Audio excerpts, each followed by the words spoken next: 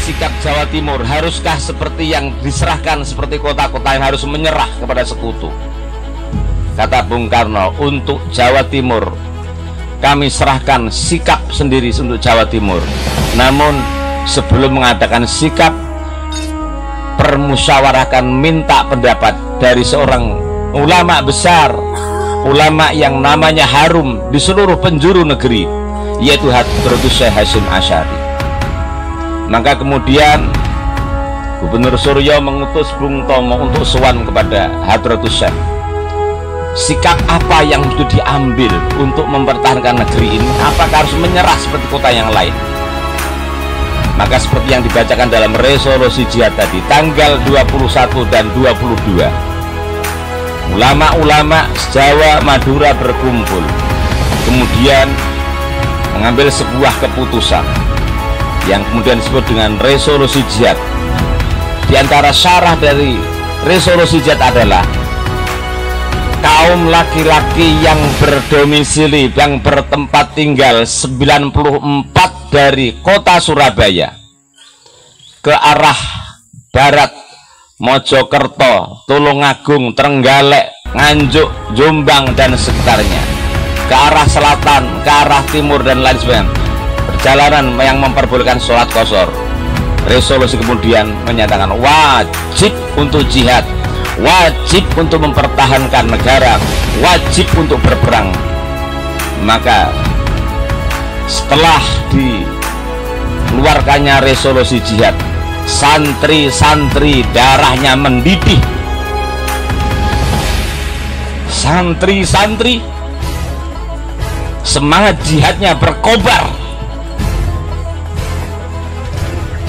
Ada dua pilihan, ada satu pilihan dari dua masalah, Aish kariman au mut syahidan, hidup mulia atau mati syahid. Maka sejak itu ada sebuah peristiwa, setiap hari, setiap saat ada tawuran, ada perang kecil-kecilan. Dari kelompok pondok ini sudah tidak sabar lagi nunggu malu, dia perang sendiri. Kelompok pondok ini dari daerah ini dia datang ke Surabaya, perang sendiri. Puncaknya tanggal 28, 29 tinggal itu mulai bergejolak, berkecamuk. Tanggal 30 Oktober Jenderal Malabi tewas dibantai oleh santri.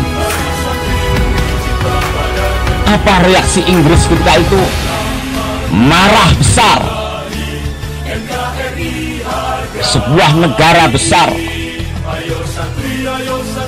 harus kalah dengan arek-arek Surabaya, bocah-bocah sarungan, bocah-bocah yang tidak terorganisir, harus mati seorang jenderal.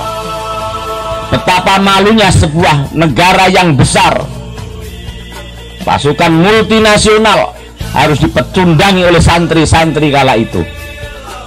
Maka sejak tanggal 30 Oktober Nika mengadakan maklumat, akhir tanggal 10 November jam 6 pagi harus menyerahkan senjata sebagai bentuk menyerah kepada pasukan multinasional yaitu Nika.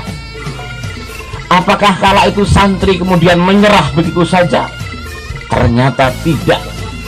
Justru semangat santri makin berkobar. Semangat santri untuk berjihad, seakan dia telah melihat pintu surga dan bidadari-bidadari surga telah menunggunya.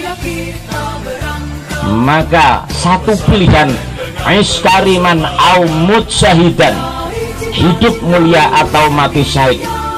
Sampai muncul pantun-pantun Jawa, tali duk tali layangan, nyawa sitok hilang-hilangan. Sebuah peristiwa yang kemudian menggegerkan bangsa ini, mempertaruhkan jiwa dan raga. Sampai jam 9 malam tanggal 9 November pasukan seluruhnya sudah mulai berkumpul. Mulai tanggal 7, 8, 9 ini sudah mulai berkumpul dari seluruh penjuru, bahkan sampai ke Semarang, sampai ke Cirebon, ingin menjemput surga, ingin menjemput bidadari. Namun masih menunggu satu komando dari Mbah Hashim. Tunggu, sniper perangnya belum datang, panglima perangnya belum datang. Kalau dia datang, maka semangat jihad kita kobarkan. Maka tanggal 8, tanggal 9 pagi, yang ditunggu-tunggu panglima besarnya itu Syekh Abbas Buntet dari Cirebon datang. Saat itulah gema suara takbir berkumandang dari corong RRI yang dikumandangkan oleh Bung Tomo, dikobarkan dengan semat takbir, Allahu Akbar, Allahu Akbar, merdeka, merdeka, dan merdeka. Jam 00, jam 6 pagi, ternyata ultimatum multinasional tidak segera getak sambal. Betul-betul mortir, senjata, bom dari udara ditebarkan di seluruh kota Surabaya. Jam 10 pagi luluh lantak kota Surabaya. Saat itulah terjadi peperangan sampai tanggal 14 November, diawali dari sebuah peristiwa yang disebut dengan resolusi jihad. Maka sebagai santri, kami sampaikan kepada anak-anak sekalian bahwa negeri ini ada diperjuangkan dengan darah. Negeri ini direbut oleh santri. Negeri ini dikobarkan oleh santri. Dari sebuah peristiwa perjalanan dari Sabang sampai Merauke, santri-santri andil besar dalam investasi negara ini. Maka hari ini kami sampaikan pada anak-anak sekalian, tentu untuk memperjuangkan, mempertahankan negara ini tidak cukup dengan kita santai seperti ini.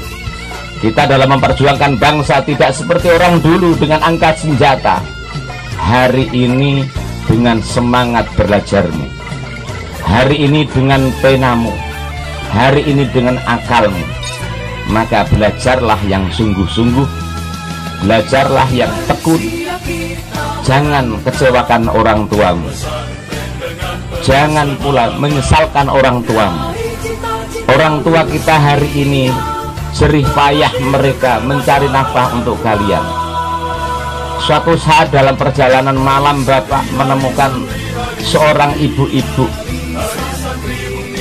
usianya sekitar 50 atau 60 tahunan. Di saat orang-orang lain pada tidur terlelap, tidur nyenyak dengan selimut guling dan ruangan AC-nya berdampingan dengan keluarga, pada jam itu Bapak menyaksikan sendiri betapa ada seorang ibu-ibu dengan mengayuh sepeda, membawa sayur mayur pergi ke pasar. Ada sebagian dari satu tong sampah ke tong sampah yang lain mengais rezeki.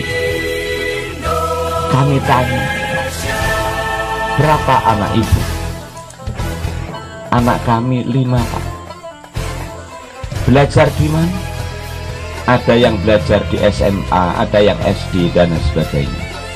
Dari peristiwa itu Bapak kemudian berpikir, Masya Allah, perjuangan orang tua untuk mencerdaskan anaknya, menjadikan anaknya yang mulia begitu menderita.